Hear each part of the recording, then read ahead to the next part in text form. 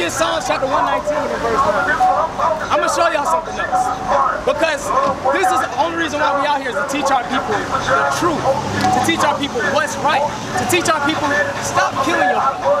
To teach our people stop whoring out your sisters. To teach our people how to keep the Sabbath day holy. To stay out of the jail cells. To stay out of the systems that they created for us here in America. So read what you got. Psalms chapter 119 verse 9. So, all right, read it. Wherewithal shall a young man cleanse his way. So Isaiah, what's your name again? I'm sorry. Pierre, I'm sorry. Pierre.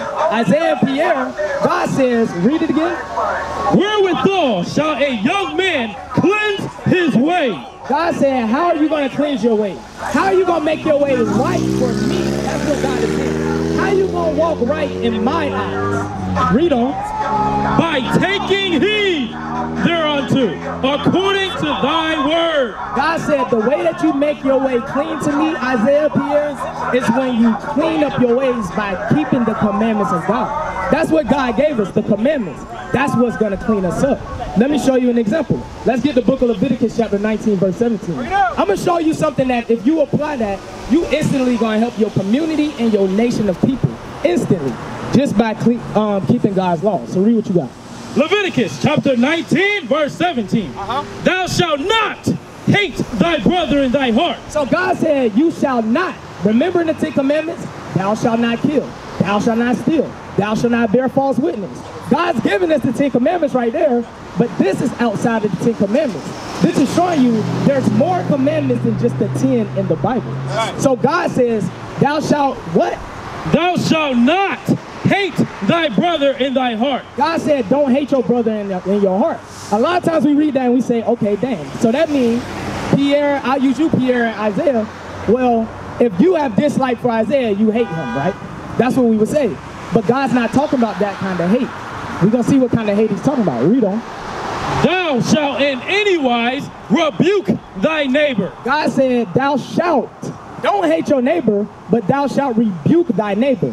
Meaning, if you see your neighbor in sin, if you see your neighbor unclean, not going according to God's laws, you're supposed to correct him. That's what we're doing out here. We seen y'all, we understand, okay, these brothers may not know, they may not have heard the gospel, the good news, that they the greatest people on the earth. That's right. That they got to keep God's commandments. So what do? We tell you about the fringes, because that's a commandment, that you wear a border of blue with fringes. We tell you, you can't eat pork anymore, Pierre.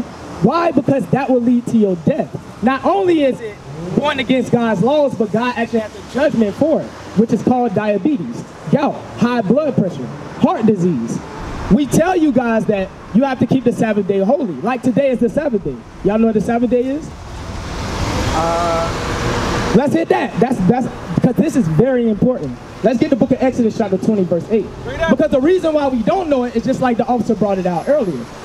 We were destroyed for a lack of knowledge. That knowledge that we're missing is the laws of God. So when they put us in slavery, they took the Bible, they took our Bible, gave us, nitpicked what scriptures they was going to use, and said, we're going to give them this, we're going to give them religion. We're going to give them 7-day Adventists. We're going to give them 4th of July. We're going to give them all these different holidays to distract them so that they don't follow what God intended on them following from the beginning. So read what you got. Exodus chapter 20 verse 8. This is one of the most important things in the Bible. The Sabbath day. So pay good attention. Read. Remember the Sabbath day to keep it holy. God said, remember the Sabbath day. Why? Because we was going to forget it in slavery. In 1619, when we was brought over here on ships, we knew the Sabbath day. The so-called black men. We knew the Sabbath day. But guess what happened? As slavery went on, they beat that out of us. And they said, no, we're going to do Sunday worship now.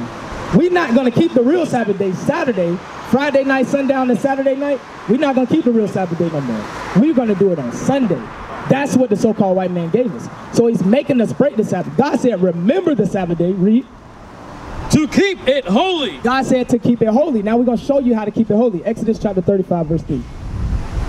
We're going to show you how to keep it holy because on the Sabbath day, there's rules that you must do on the Sabbath day. And we're going to show you those. You got it? Yes, sir. Exodus chapter 35, verse 3. Ye shall kindle no fire throughout your habitation, Read on. upon the Sabbath day. So God said, don't kindle no fire upon the Sabbath day. Wherever you at in your habitations, don't kindle no fire. Meaning, don't create any fire. Now, is that talking about lighting the incense?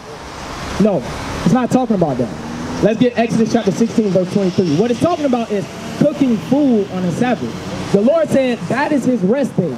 So you're going to give the land a rest. We're not going to cook on the Sabbath day. Here's the proof. Read what you got. Exodus chapter 16, verse 23. Exodus chapter 16, verse 23. And he said unto them, this is that which the Lord hath said. Tomorrow is the rest of the holy Sabbath. So this was the day before the Sabbath started. He said tomorrow is the rest of the holy Sabbath. Read. Unto the Lord. Bake that which ye will bake today. He said bake what you're going to bake today. Meaning prepare your food that you're going to eat for tomorrow. Prepare it now, because once the Sabbath day hit, it's no more preparing food as in cooking. Now you can eat stuff that you don't have to cook. Salads, cold cuts, like sandwiches, stuff like that.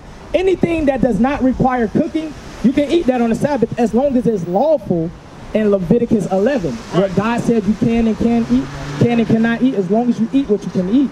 What God says you can eat in Leviticus 11 and Deuteronomy 14, you can eat that.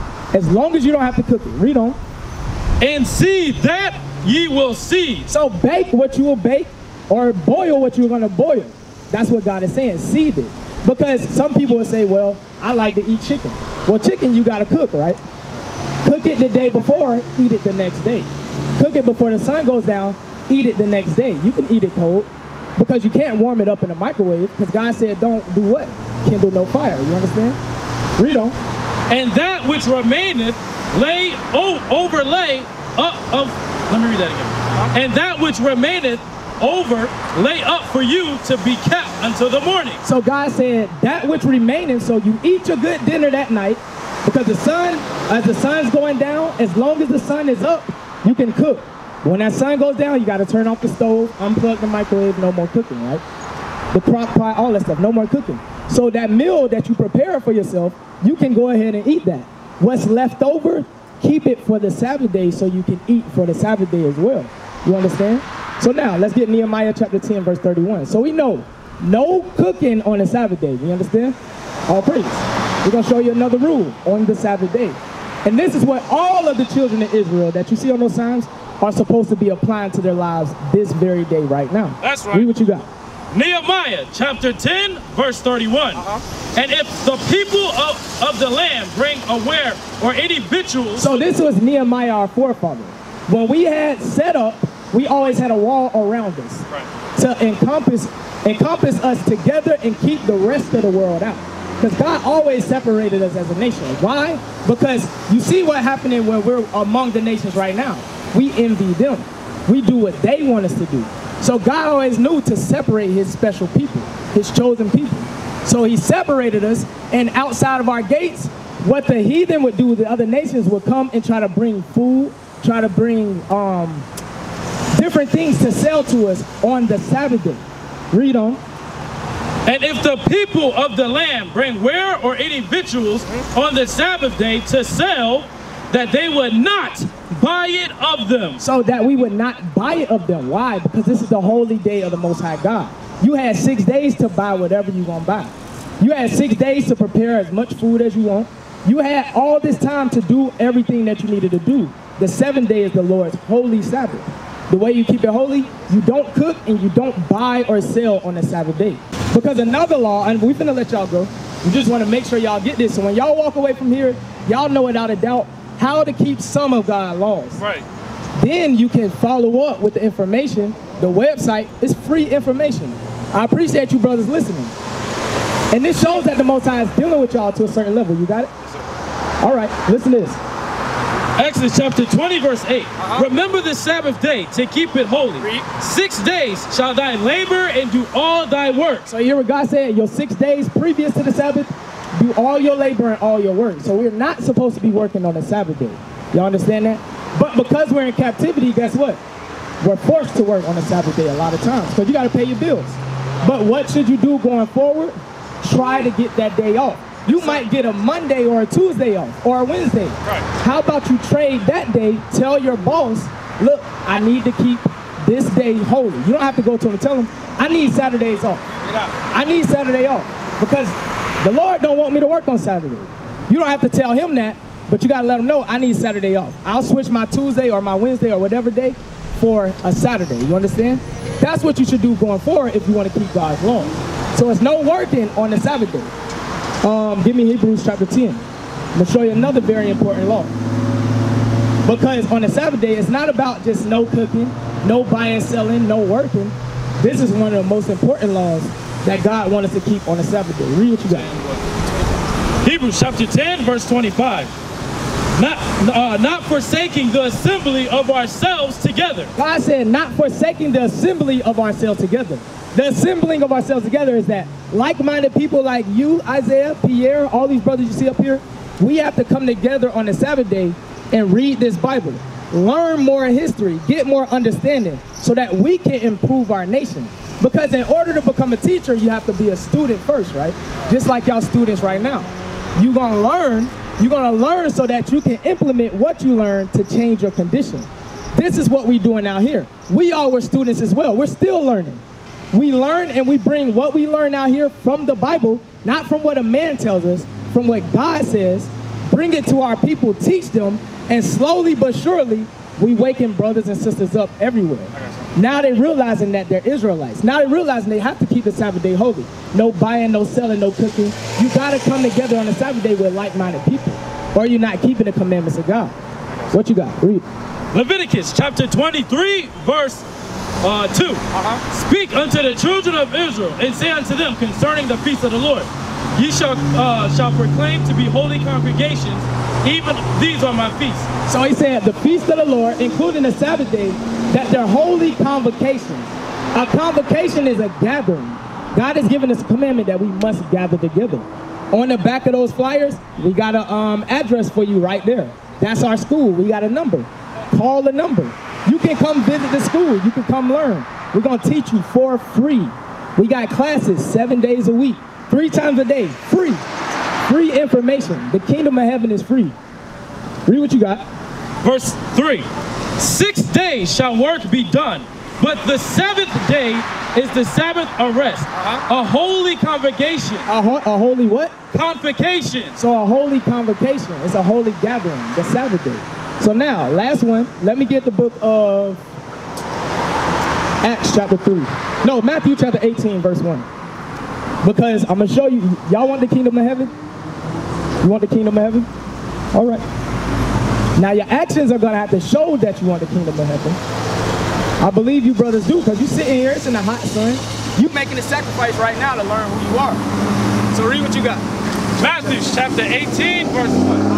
At the same time came the disciples unto Jesus, saying, who is this great and who is the greatest in the kingdom of heaven? So the disciples came to Jesus Christ, a black man that just looked just like all of us.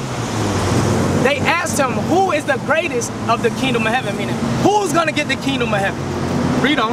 And Jesus answered, Jesus called a little child and unto him. So Christ called a little child unto him. Why did he call this little child? He called this little child because if you tell a little child the sky is purple, are they going to argue with you and say, no, the sky is blue? They're going to accept what you're saying to them. That's how Christ wants us to be with this Bible. When you hear what God says with his words, not a man's words, because God could give a damn about me as long as if I'm not keeping these commandments. So it's not the messenger, it's the actual message that you're supposed to take heed to. So Christ said he called a little child to himself because a little child is humble. Just like the spirits that you have. Y'all were humble enough to come over here and listen to the word of God. A lot of our people are prideful. They think they know something. But then they'll walk right past us and still call themselves an African American. Right. How much do you really know when you call yourself after an oppressive name? They'll walk right past us and call themselves a Haitian. Right. Not realizing that that's a byword. So Christ said he called a little child unto him to show who's the greatest in the kingdom of heaven. Read on. And set him in the midst of them. And said, verily I say unto you, read, except ye be converted. Except ye be converted, meaning change the ways that you've been learning. The ways we learned is America.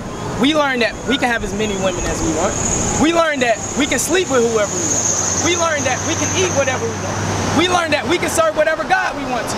God says, unless you be converted, change that thinking to what I want you to think in the Bible. Read. And become as little children. Become as little children. Humble yourself down. Subdue your own understanding.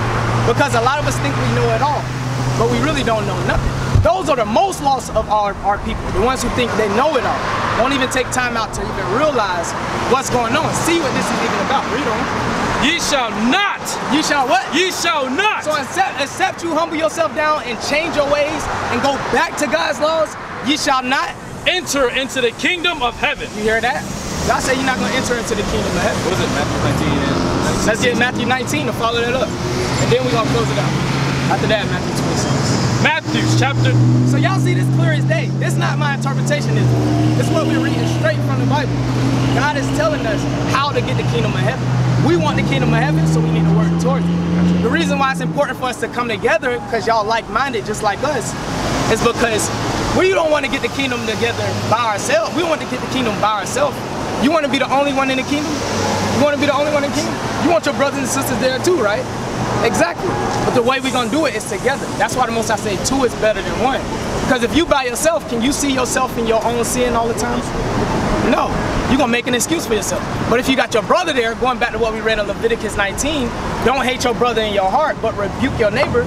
If Isaiah got Pierre to help him, and Pierre got Isaiah to help him, y'all can govern each other with God's laws to keep each other sharp and keep each other keeping the commandments. You understand that? Shalom. This is Bishop Nathaniel of Israel United in Christ. Please subscribe to our YouTube channels.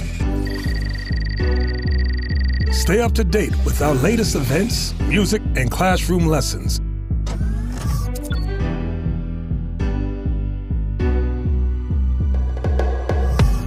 IUIC plans to continue visiting different countries where this gospel has not been preached before. IUIC needs your help in pushing this truth.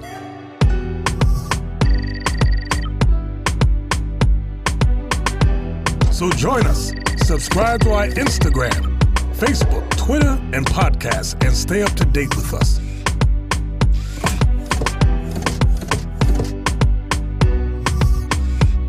For more information, please visit www.israelunite.org.